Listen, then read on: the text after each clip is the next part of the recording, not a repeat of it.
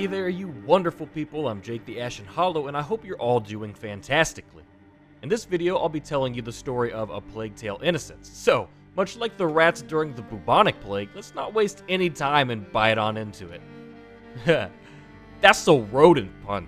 Our story begins in the Kingdom of France in November 1348. Our protagonist, 15-year-old Amicia de Rune, is walking through the forest with her father, Robert de Rune. As they talk and Amicia trains with her trusty slingshot, they stumble across a wild boar that Amicia means to hunt. She lets loose a stone from her sling, which hits its mark but sends the boar fleeing. Her hunting dog and companion Lion takes off after the boar, his barks signaling Amicia and her father on where to follow. Eventually, the barks turn into growling and then into silence. They first come upon the carcass of the boar, however it appears it's been devoured, which doesn't make much sense. They then find Lion as he's attempting to pull himself from what appears to be some sort of infectious-looking black hole in the ground, but his efforts are in vain, and we see Lion sucked into the hole and the dog is silenced forever. Amicia and her father rush back to their estate, and there Robert tells Amicia to find her mother Beatrice and tell her what's happened, as he gathers some men to go hunt for whatever devilry he believes this was. Amicia heads up to her little brother Hugo's room, as that's where her mother spends most of her time looking after the sick Hugo. As Amicia begins trying to tell her mother what happened, she protests and says that she doesn't have time to hear about her adventures. They then hear a commotion outside, and after looking through the window, Beatrice tells Amicia to stay with her brother and to shut the door behind them and to not look out of the shutters. Before Amicia can ask questions, her mother tells her that Hugo is not contagious, and while she realizes that they hardly know each other, she'll have to look out for him. Amicia goes to her brother, but then does exactly what children do, which is the exact opposite of what you tell them, and she looks out of the window. As she does, she sees a man known as Lord Nicholas, a high-up in a group known as the Inquisition, surrounding her father and questioning him. They want to know where his son Hugo is, for unknown reasons, and after refusing to answer, Nicholas kills Amicia's father and issues the order for his men to search the house. Panicked, Amicia runs to Hugo and takes his hand, telling him to keep quiet as they sneak their way through the house. Once they finally reach the back door, they find their mother and continue sneaking their way off the property together. Hugo begins having a head-pounding episode of some sort, and Beatrice says this is just part of his sickness and talks her son through it. At the edge of the property, it becomes clear that they won't all make it out. Beatrice tells Amicia that she needs to get Hugo to a man named Laurentius, his doctor, and that he will look after them. She closes the gate behind her with the last remaining man from the estate as a means to buy her children time. Amicia then sees a bloodied blade pierce through the door, and it appears that Beatrice has been killed as Amicia and Hugo race off towards the river. As they sprint through the forest, flanked by the Inquisition on either side, they begin to feel the earth shaking and can hear explosions rattling off to the sides of them and men screaming. They don't stick around to find out what it is, however, as they jump into the river and begin to float downstream. They wash up on shore a while later to head towards the village to look for Laurentius. Hugo mentions that his mother will be mad at him for going into the water, but Amicia knows the truth. However, she swallows her grief for the sake of her little brother and responds that this can just be their little secret. When they arrive in the village, it appears empty and downtrodden, and the villagers that they do see are frightened and hiding in their homes. They see white X's painted over many doors, which marks the homes of those infected with the Black Plague, or what's commonly referred to as the Bite. In the town square, they see a mob of people burning the affected alive.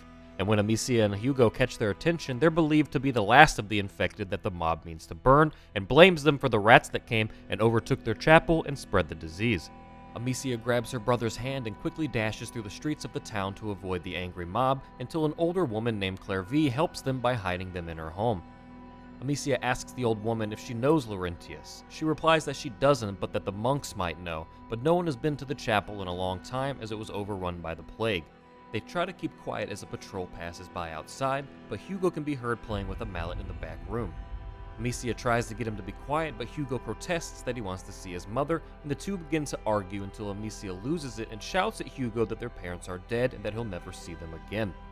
Hugo calls her a liar and runs from the house back into the town. Amicia sets off after Hugo and eventually finds him and is forced to kill her first pair of humans in order to protect him. Another burden that will weigh heavily upon her young shoulders.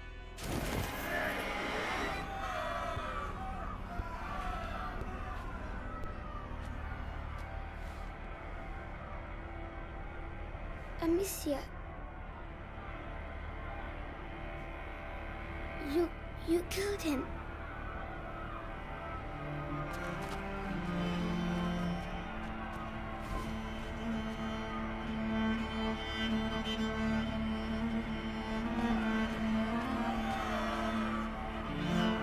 Come on.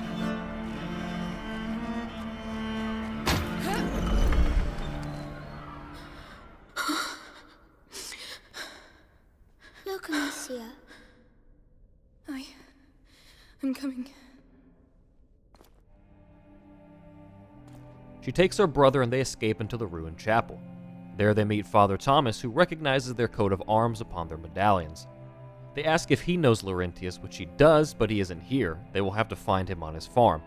Amicia tells Father Thomas that the townspeople are trying to kill them and they can't leave back through the town. The father tells her that there is a way through the crypts that they can go, that he will lead them there, but he cannot leave the church. As they head towards the crypt, Father Thomas tells them about the plague and how it started with the bites of the rats, and that they'll need to be careful and above all else stay in the light, as the rats cannot get to them in the light. The father hands Amicia his torch near the entrance to the crypts, and he heads further towards it, calling out for Brother Morel, the only other remaining monk. As he approaches, the candles surrounding the crypt's entrance are extinguished, and thousands of rats begin pouring out of the crypt. And before Father Thomas can make it back to Amicia and the torchlight, he's devoured by the rodents, and the children are left amid the ocean of rats, the torch being the only thing keeping them at bay. As they enter into the crypt, they can see how the rats' nest has afflicted the very stone of the walls, but they press on nonetheless. Eventually, they make it out of the crypt and into the fresh air.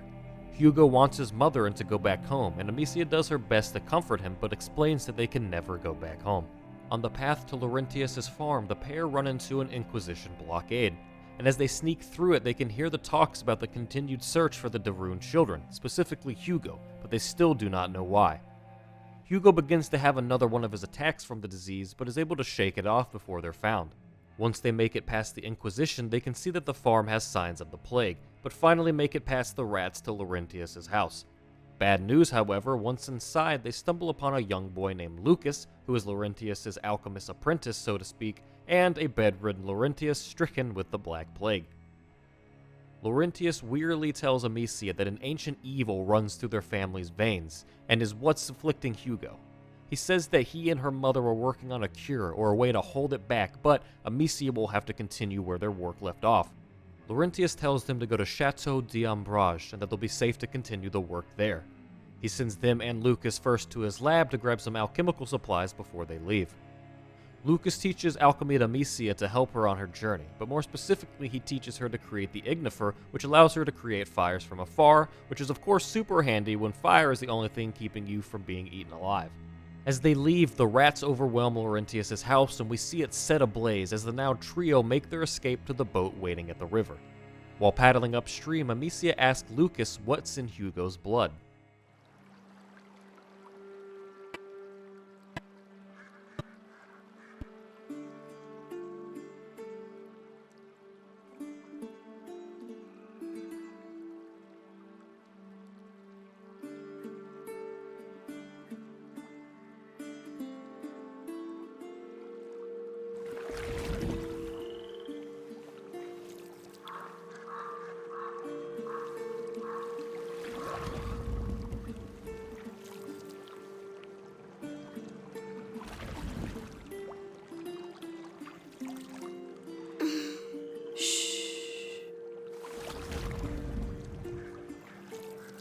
Lucas?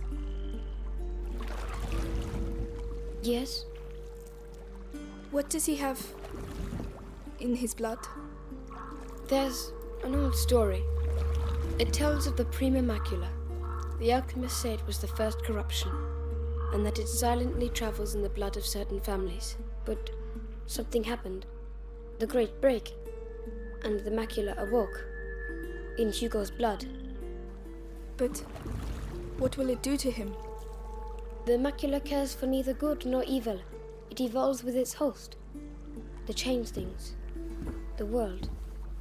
You know, your mother and Laurentius were trying to help your brother. But they failed. No. I think they just ran out of time. This is it.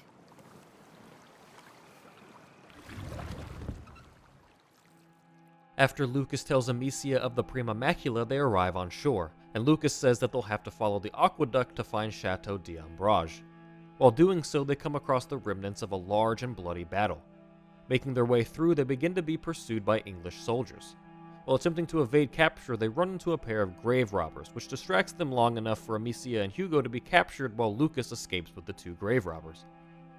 Back at the English camp, held in a cage, Amicia is told that they're going to be ransomed off to the Inquisition, who's looking for two kids matching their descriptions. Before long, however, one of the grave robbers from earlier appears outside of Amicia's cage and picks the lock, setting her free. The two of them sneak through the camp to find Hugo, while Malie's brother Arthur, the other grave robber, lends varying assistance. Once they find and release Hugo, the Inquisition arrives for their quarry, and just before they're caught again, Arthur creates a fiery distraction that allows them to slip away. Malie takes Amicia and Hugo to her and her brother's hideout to rest, but they're awoken during the night to the sound of the Inquisition nearing their location, so they have to pack it up and sneak away again. Malie notes that her brother should have been here by now, but sneaking through the Inquisition forces, they overhear that he was caught back at the English camp. Once clear of the Inquisition, the group runs into Lucas again, who had apparently been the one to send the grave-robbing siblings to help Amicia and Hugo, promising them lots of pay, to which he admits he lied about, but when they get to Chateau d'Ambrage, he says they can have whatever treasure they want from the castle, to which Malie agrees. They finally make it to the old hidden alchemist castle, but first, using a series of intentionally placed braziers, they trap the rats here into a giant pit, as this is now their home. Amicia and Hugo share a moment together as they hang their medallions from a tree in the courtyard to memorialize their parents. Lucas and Amicia notice that the macula has been spreading more rapidly over Hugo, and that it's getting worse. Lucas explains that there are several thresholds in the macula's process, and at each one the carrier could lose his life, and says that there is very little time before Hugo reaches the first threshold. Amicia asks how they can stop it, and Lucas mentions that her mother and Laurentius were working on a very complex elixir that would slow the process and allow enough time for Hugo to prepare for the threshold. He says that their work was inspired by a forbidden book called the Sanguinis Itinera, and that if he had that book he may be able to complete the elixir, but the book would be impossible and/or suicidal to retrieve as it's locked away in the university's basement with other forbidden books. Malie tells Amicia that she knows of the town where the university is, as it's near where they're keeping her brother. She tells Amicia that if she's willing to take the risk, she'll help her get there, to which Amicia agrees. Malie sneaks herself and Amicia in through the back way of the town, and she splits off to find her brother after pointing Amicia towards the direction of the university. In this town, we can see the Inquisition declaring martial law and forcing the townsfolk to evacuate under threat of execution. Amidst this chaos, Amicia continues to sneak her way through the city. Doing so, she stumbles upon an Inquisition alchemist experimenting with some sort of crystals made from the rats called episanguis. The alchemist remarks that they're using it for something more important, however. As Amicia continues through the city, numerous new things are brought to her attention. She witnesses the Inquisition using rats to execute the afflicted. She also sees more alchemists experimenting, as well as a number of rats locked in cages waiting to be experimented on. As Amicia finally makes it to the university, she sees it's being ransacked by the Inquisition, as well as the arrival of the Grand Inquisitor himself. While sneaking by Inquisition forces in the university, Amicia learns that the Grand Inquisitor Vitalis is also searching for the Sanguinis Itinera, an unfortunate revolution. We can see a dead victim of the plague being drained of his blood by an Inquisition alchemist, who then injects it into the Grand Inquisitor, as well as a vial of the episanguis. It appears that the Grand Inquisitor himself is afflicted with the plague, but for the most part has seemed to find a way to stave it off from consuming him. We see a captive man brought before the Grand Inquisitor, a blacksmith named Roderick. The Grand Inquisitor tells him to open the door to the basement where the book is being held, as he knows Roderick and his father were the ones who constructed it. The blacksmith retorts that the reason it was built was to keep out scum like the Inquisition. The Grand Inquisitor leaves while telling his men not to make the same mistake they did with the blacksmith's father, and to keep him alive until the door is open. Amicia follows the guards and the blacksmith to the basement door, and finds an opportunity to help the blacksmith take out the guards. Roderick thanks her, and together they make their escape through the basement door, which works out great for Amicia as she's got to get down there anyways. Once in the basement, Roderick helps her find the Sanguinis Itinera after he learns that she wants to use it to help her little brother. Once she finds the book, however, she comes face to face with the Grand Inquisitor. Got it! I can barely believe it. You'd better believe it and get back quickly. They'll be here any second.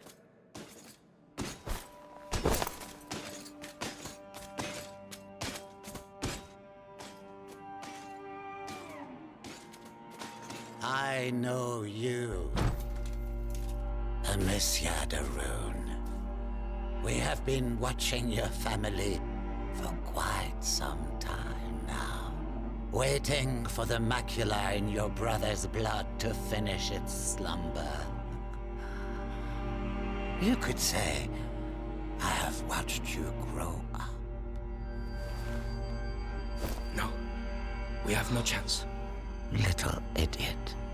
What do you expect to do with that book? Save my brother! With your brother and that book, I can save the That's world, enough. Amicia. Come on, this way! Guards!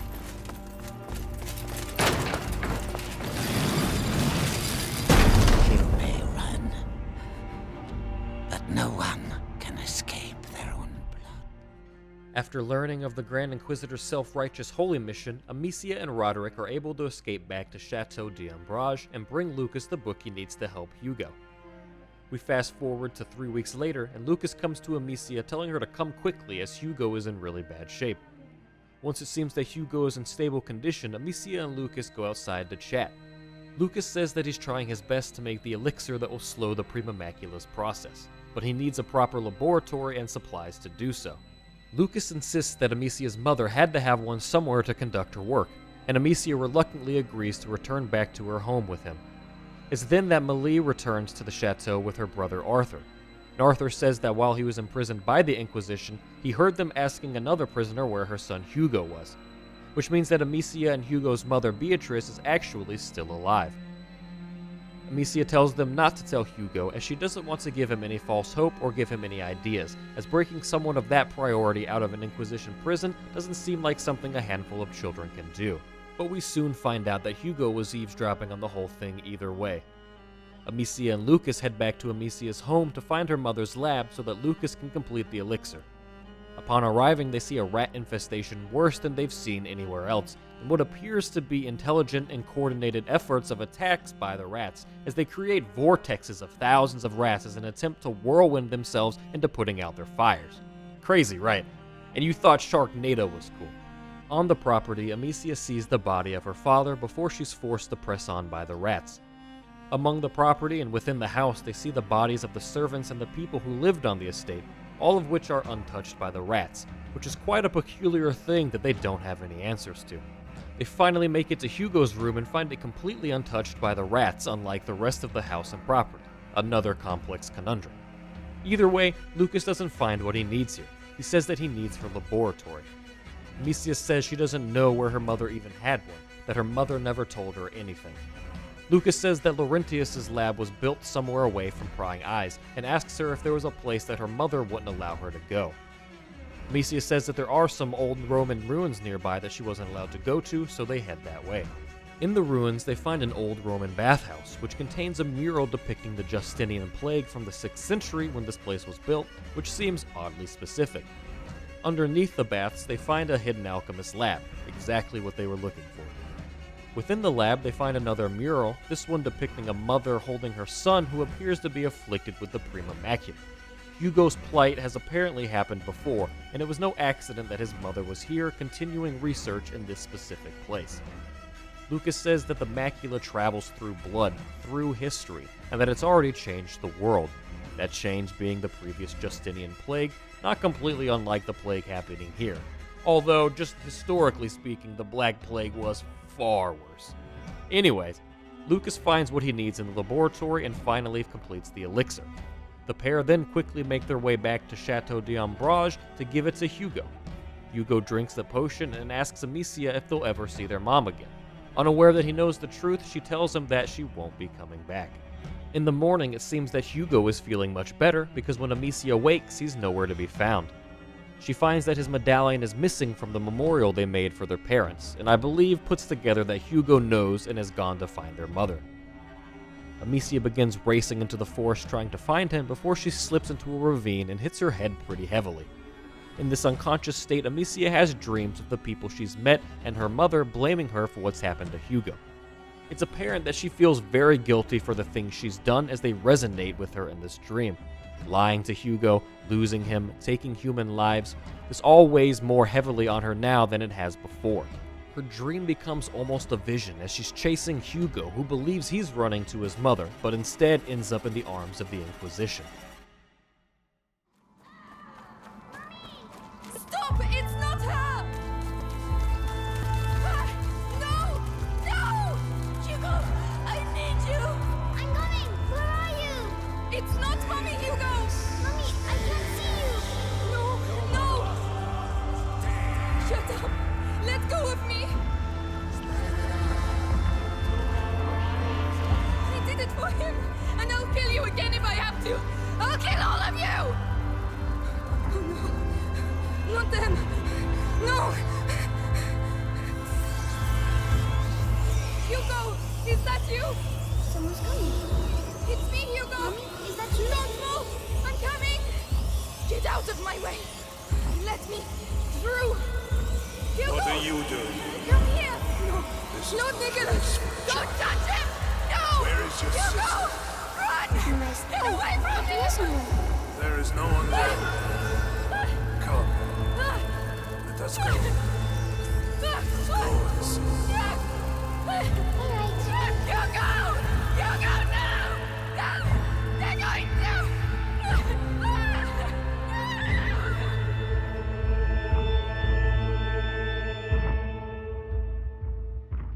We then cut over to Hugo, who's being held by the Inquisition. One of the alchemists is taking his blood, and Hugo asks him if he can see his mother now like they told him.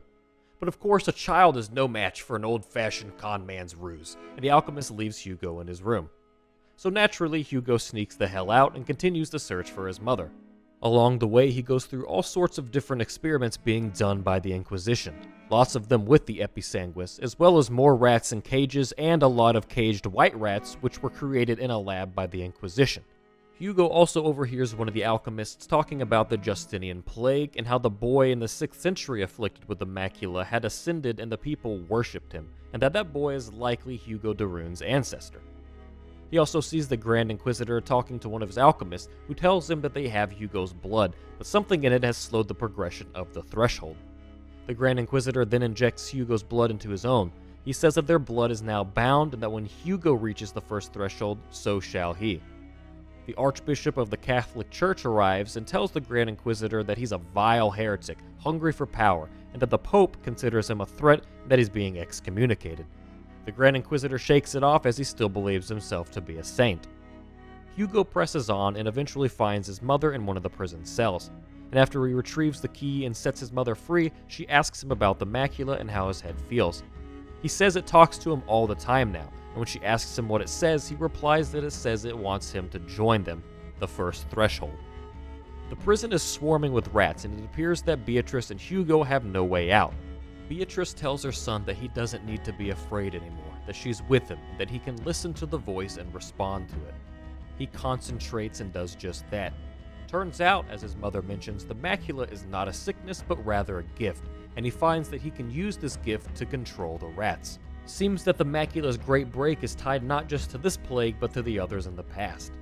Using his ability to control the rats, Hugo and Beatrice attempt to make their escape, but it ends in vain when they're surrounded by the Grand Inquisitor and the Inquisition.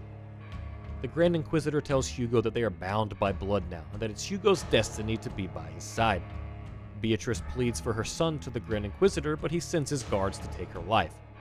Hugo defends her by sending packs of rats to attack the oncoming Inquisitors, but eventually is overwhelmed, but not before Beatrice is captured again rather than killed. Back at the Chateau, we see Amicia waken among her friends as she had apparently been out for 3 days. They tell her that they've been looking for Hugo but have come up with nothing. It appears to her that she's going to have to go on living, having lost her entire family. We jump ahead to 1 month in the future. Amicia and her friends are at the Chateau preparing for their routine of lighting the braziers around the castle to keep the rats away. But something happens that's never happened before. Millions of rats begin flooding out of the giant pit and from around the castle, swarming everything in sight and putting out the fires. They retreat inside, but the door is soon busted down by the rats, and as they stop at the top of the stairs, we see trailing behind them Lord Nicholas with Hugo, who is controlling the rats. The others begin to run away, but Amicia is stunned at the sight of Hugo. Nicholas looks at her and tells Hugo to do what needs to be done as he begins approaching her with the rats. Roderick quickly yanks Amicia out of her daze and they begin to flee, but it isn't long until Nicholas catches up with them. Go through! No! No!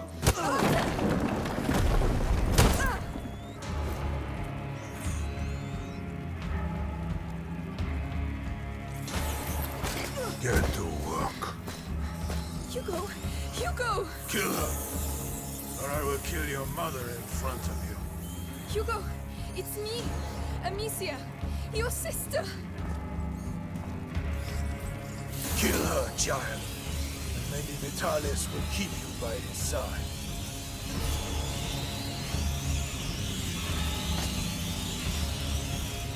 Hugo, no! Go on, child. She means nothing to you now. I've been looking for you everywhere! What are you waiting for? Cross the damn threshold, carrier! Don't listen to him, Hugo! Enough! I'll let your rats have her. Don't touch him, you bastard! Bastard! He gave himself up because you betrayed him. Thanks to him, Vitalis will soon be the sole carrier of the Macula. What? No! Hugo is the only carrier! Was! Blood now flows through the veins of the Grand Inquisitor! Arthur, no! Die!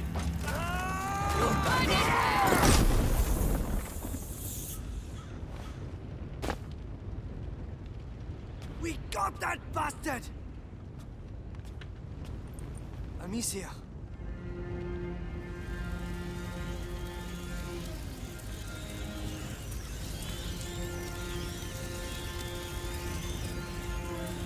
Arthur, go make sure he's dead. I have to speak to Hugo. Go ahead. I'll take care of him. Hugo?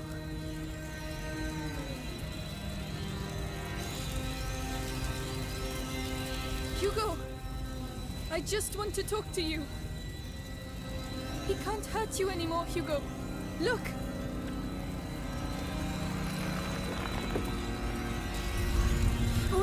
All right. I won't move. You come here. Come on. You lied to me! No! Hugo, I was trying to protect you. Please! You lied to me! No!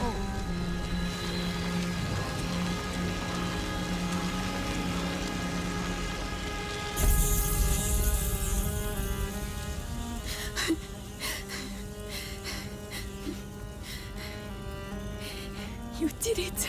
Amicia. You passed. No! Arthur!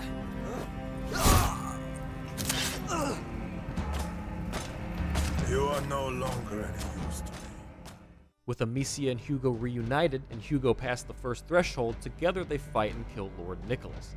The others return to them in the courtyard and Malie mourns her fallen brother. They then all vow to take the fight to the Inquisition, that they've all lost enough and that the Grand Inquisitor must be stopped at all costs, so they head off to the city to make their stand. Once they arrive, they learn that both Beatrice and the Grand Inquisitor are in the cathedral. Unfortunately, its path is barred by archers and a portcullis, but Roderick finds a large cart which he pushes up the path while blocking Amicia and Hugo from the arrows on the other side of it. Unfortunately, he is struck by the arrows while doing so, and in a final show of strength, he lifts open the portcullis for the others to enter before he's embraced by the cold of death. Inside the cathedral, the Grand Inquisitor is preparing for something called the Conjuration, which is whatever he has planned for taking sole control over the Macula. Hugo and the others arrive with an army of rats at their side, but we see the Grand Inquisitor summon his own army of the white rats his alchemists had been breeding. He calls them angels, as if you didn't already realize how deluded he had become with his religion. Amicia and Hugo begin their final fight, their final showdown with the Grand Inquisitor. The only way I can describe this fight is if instead of shooting energy beams from their hands, Super Saiyan shot rat tornadoes. That's basically what this was. Oh, except for when the Grand Inquisitor would become overwhelmed, Amicia would then bash that fucker with a rock. Eventually, however, Hugo and Amicia are victorious and the Grand Inquisitor is defeated. Hugo stares him down as he lies there dying and muttering on more religious trite about himself and how this can't be, but he dies anyway. And the day is saved and their mother is rescued. The screen fades to black and we pick up 3 days later where Amicia and Lucas are in a town buying alchemist supplies so that Lucas can treat their mother. They return to their cart where they will begin their journey to find a new home or whatever is next on the horizon. Why are they looking at me like that? Melly looked at me the same way. Then she left. Because she doesn't like me anymore. Hugo, she had other things to do. That's not true, but it doesn't matter.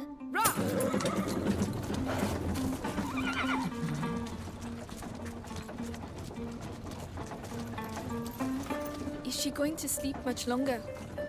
She has to get her strength back. With the herbs you bought, she'll soon be back on her feet. All right.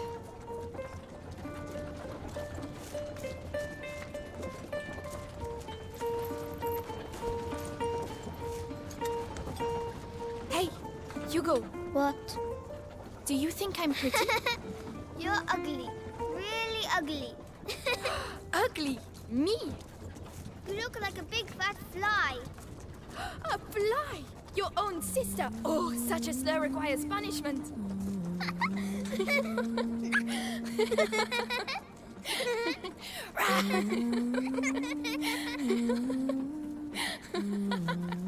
Lucas! Hey! The fly's attacking me.